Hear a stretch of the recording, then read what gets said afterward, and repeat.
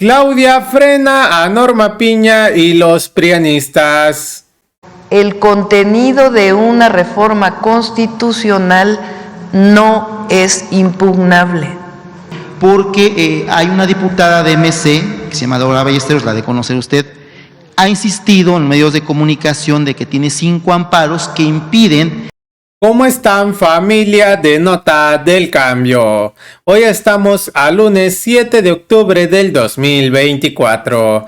Piña y Prian MC no pueden hacer nada en contra de la reforma al Poder Judicial. Y hasta Diego Valadez ya dijo que no es impugnable, a pesar de que no estuvo de acuerdo con esta reforma. El INE seguirá con la elección para que los mexicanos podamos elegir a los magistrados, ministros y jueces. Nuestra presidenta Claudia Sheinbaum está dejando a la oposición sin oportunidades. Están perdidos. Y bueno, familia, antes de iniciar, los invito a que me ayuden con su like y compartan este video para que más personas se informen. Y sin más comentarios, vamos con esta información. Ahorita mencionaba que sobre este tema de la reforma al Poder Judicial, que si la Suprema Corte y el Consejo de la Judicatura no entrega la información que se está solicitando, de todas formas se va a emitir la convocatoria por parte del Senado, pero bueno, este es como un intento, digamos, de bloquear o de obstaculizar pues sí, el proceso, ¿no? Que fluya lo mejor posible. ¿Qué hará para evadir este bloqueo, digamos, por parte de la ministra presidenta Norma Piña, no solo en este punto, sino a lo largo del proceso de aquí hasta 2025? Pues ellos tienen una tarea o varias tareas. La primera pues es enviar para que nos entiendan quienes nos están viendo. La elección de jueces magistrados se hace en 2 etapas, una parte 2025 y la otra parte en 2027, de los federales. Los y las ministras de la Suprema Corte de Justicia se hace en el 2025.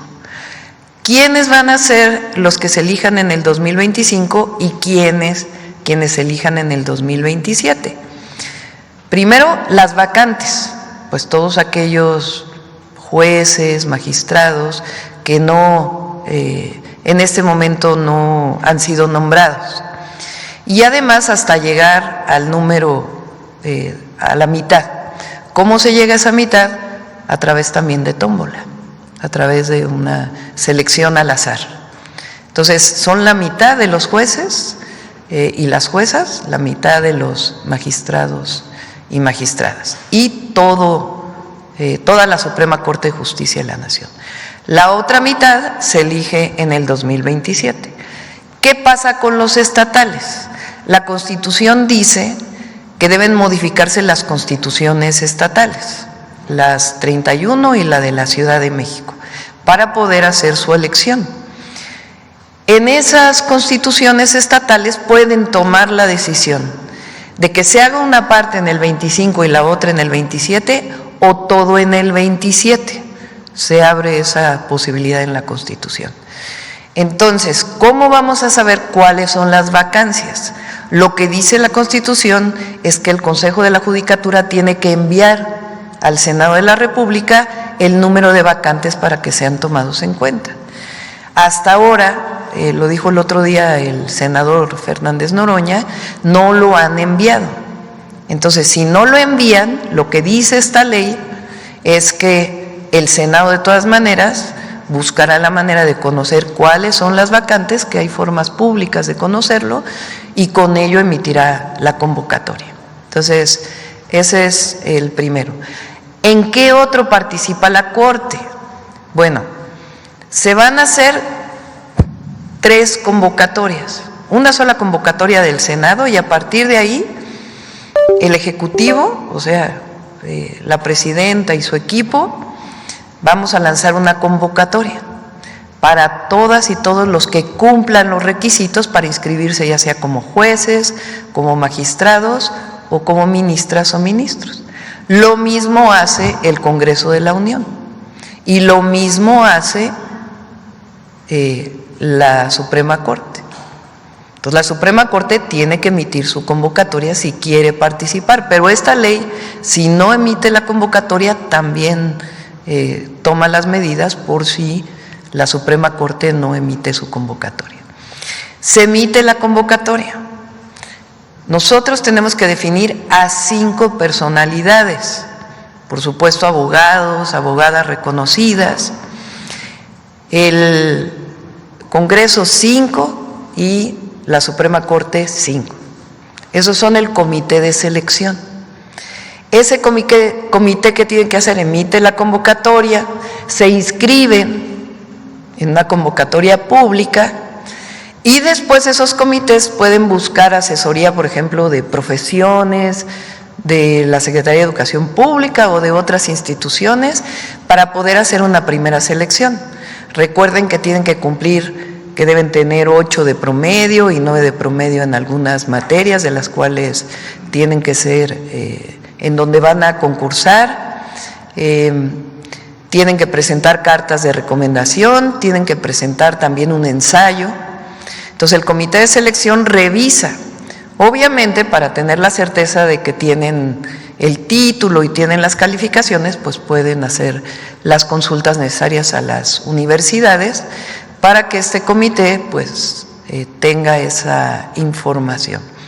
Después de ello pues van a seleccionar algunos de manera clara, transparente, pública. Y a partir de ahí pueden hacer entrevistas, esto dice la ley. Entrevistas para ver, bueno, seleccionamos a 200, 300. Pues entonces pueden hacer entrevistas en donde estos 5 representantes les pueden preguntar, bueno, ¿por qué quieres ser ministro o ministra de la Suprema Corte? ¿Qué pasa cuando te llega un caso de este tipo? Es decir, pueden hacer una entrevista que permita pues saber quién tiene las capacidades para estos cargos. Y después de eso, por ejemplo, el Ejecutivo, la Presidenta envía todos los candidatos a ministros o ministras, que son 9, 5 mujeres y 4 hombres en esta ocasión. Entonces, tenemos que enviar 3 por cada puesto para que vayan a elección. ¿Cómo definimos esos 3? Pues primero, este comité va a seleccionar 10, o sea, del Ejecutivo van a ser 90 para ministros y ministras. Y de esos 90, en una sesión pública, transparente, se selecciona a los 3 por cada uno de los cargos. Y esos son los que van a votación, que la va a organizar el Instituto Nacional Electoral. Entonces, estas leyes lo que hacen pues es aterrizar cualquier problema que se presente de tal manera que no todo quede en la convocatoria del Senado, sino que tengamos leyes secundarias que permitan caracterizar cualquier problema y resolverlo. Y finalmente el INE, frente a cualquier problema, pues tiene sus instrumentos para poder resolver cualquier controversia. ¿Quién más? A ver, por acá, Carlos. A ver, acá adelante y luego atrás. Bueno, ahí, ustedes dos de una vez porque ya no señalé yo. Buenos días, Presidenta. Adrián de MBS Noticias. Preguntarle respecto a esta parte del proceso de elección de los juzgadores del país, si el INE demandó al Tribunal Electoral no frenar justamente los preparativos. Esto va enfocado a esto que nos comenta, esto de las leyes secundarias. Preguntarle su posición respecto a justamente este proceso que inicia el INE contra el Tribunal, este juicio para que no impidan pues revertir este tema, porque dicen que no hay competencia para suspender los actos electorales. Pues así es, lo hemos estado planteando toda la semana. A ver si no ponen el tuit de Diego Valadez, el doctor Diego Valadez, que es una persona que no estuvo de acuerdo, ustedes saben, con la elección. La Corte acepta esta revisión, este análisis hace unos días. hay también algunos organismos empresariales que dicen que qué bueno que lo aceptó. Pues no es, a ver, la Constitución, ya lo dijimos, ¿cómo se modifica? Pues a través de la mayoría calificada en las dos cámaras y la mayoría en los congresos estatales. Eso ya fue aprobado, ya fue publicado y ahora viene el proceso de elección. Entonces dice, se sabía lo que iba a pasar con la mayoría calificada en el Congreso y pasó. En su momento la combatí. Ahora dice, la salud institucional del país exige sensatez por parte de todos. Es contraproducente desorientar a la sociedad. El contenido de una reforma constitucional no es impugnable. Y lo está diciendo un abogado que no coincide con la reforma, pero que está diciendo, a ver, ya la Corte ya no puede poner limitaciones en algo que ya es una reforma constitucional. Entonces, sigue el proceso, sigue el procedimiento. Entonces, se presentan estas leyes, tienen que aprobarse pronto para que pueda emitirse la convocatoria por parte del Senado de la República. Presidenta, y ahora que ya están avanzados y definidos todos estos plazos de fechas y de los términos en los que se tiene que realizar este proceso de elección, saber si a través de la secretaria de Gobernación, Rosa Isela, y este contacto que tiene justamente con el INE, ya tienen un aproximado ahora sí de cuánto va a costar este proceso de elección de los juzgadores del país. Todavía no se informa formalmente, se había platicado en su momento con la secretaria alcalde, se había hablado, incluso salió públicamente, de alrededor de 5,000 millones de pesos, por ahí más o menos. Se tiene que definir, por ejemplo, las boletas, cómo van a ser las boletas, cómo se va a votar, si va a venir una lista de nombres, si se pone el número o se pone el nombre, o cómo va a ser, porque en el caso particularmente de jueces y juezas, pues es un número importante. Ahí viene establecido, por ejemplo, miren, esto es interesante, que no se vota por todos, sino se vota solamente por 5, si mal no me equivoco. Creo que son 5, ¿verdad? Aunque se eligen muchísimos más. Entonces hay mucha oportunidad para que quien tenga incluso menos votos pueda llegar a ser juez, por la manera en que se está votando. Entonces, pues sigue el procedimiento y ahora pues ya la secretaria Rosa Isela establecerá el contacto con el INE. También en la reforma dice, recuerden lo de los fideicomisos, hoy tengo reunión con Secretaría de Hacienda, entre otros temas vamos a tratar ese tema.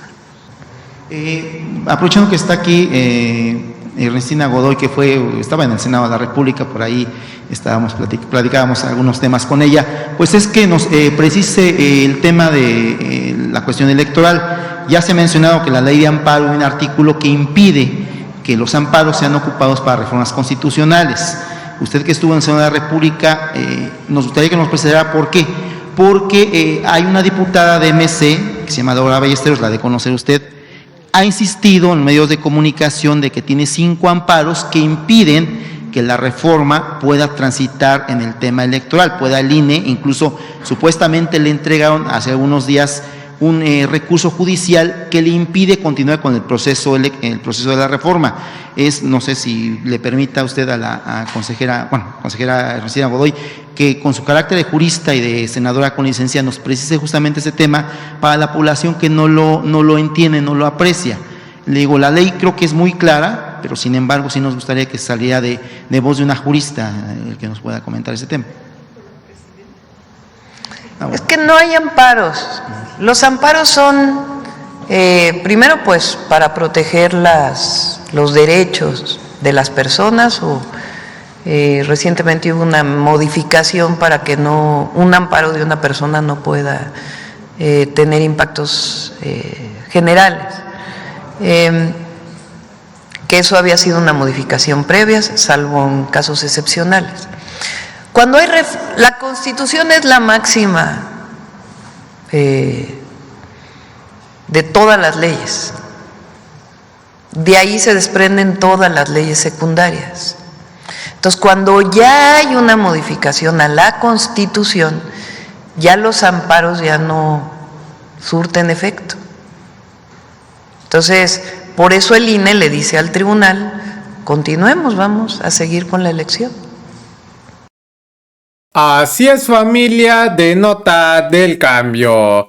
¿Qué opinan de las respuestas que dio Claudia Sheinbaum en la mañanera? Los prianistas y los ministros no pueden hacer más aunque lo intenten. Se sienten con el poder de tomar cualquier decisión, pero no es así. Desde hace mucho tiempo el pueblo es quien manda y son más los que respaldan la reforma judicial para que cambie todo. Y bueno, familia, hemos llegado al final de esta información. Dejen sus opiniones. No olviden darle like y compartir este video para que más personas se mantengan informadas. Y si eres nuevo en el canal, no olvides suscribirte. Esto es Nota del Cambio, tu canal informativo.